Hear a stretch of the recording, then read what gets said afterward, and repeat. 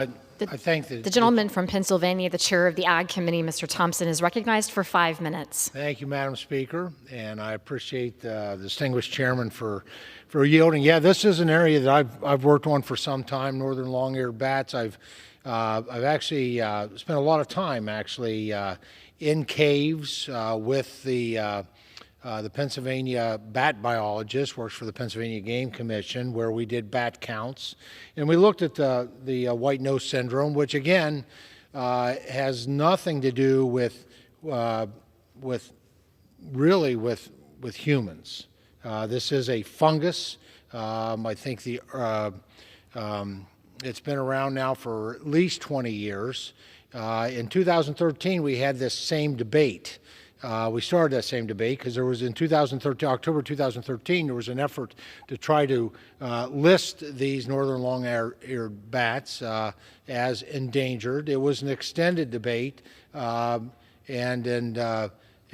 quite frankly, under that Obama administration, and just a few years later, we were successful at keeping them from being listed as endangered. They were listed as threatened because what we needed more than anything else was research, and we're doing the research. We've provided that research now for 10 years, and there's good findings. We know that the temperature within those dwellings where they hibernate, that the colder the temperature, the more that we can reduce, how often they wake up. And quite frankly, it's when they wake up, when their hibernation is interrupted, that weakens the bat, and they have more difficulties reproducing because they just don't have the energy for it, I guess.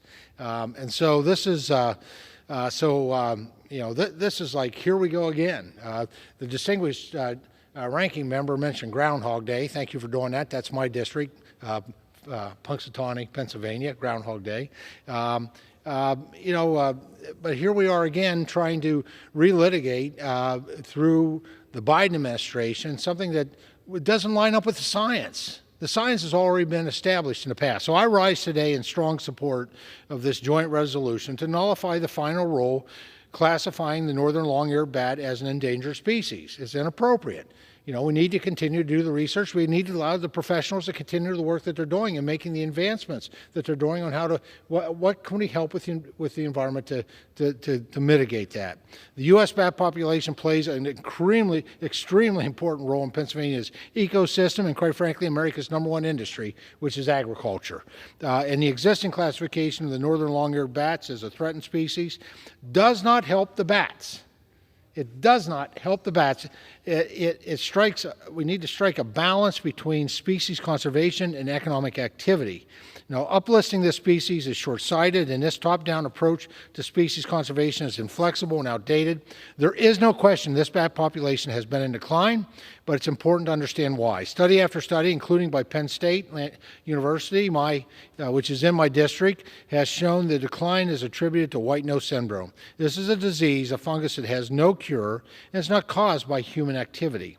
With this decision, the Biden administration is punishing small businesses, farmers, foresters, energy producers, those who transmit electricity, because this would impact the ability to clear fallen timber off of power lines. I mean, it's just extensive, the impact here, to cover the cost of something they have no control over.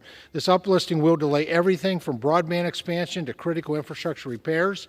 Restrictions accompanying this decision will have significant and detrimental economic impacts in my district and others across the region. And there is zero evidence listing this bat as endangered will stop the spread of this disease. It is vital a decision of this magnitude be based on actual data and real science, not political science, and include input from impacted communities and landowners. As we search for a cure, states should be able to take the lead on local voluntary conservation efforts that help affected populations.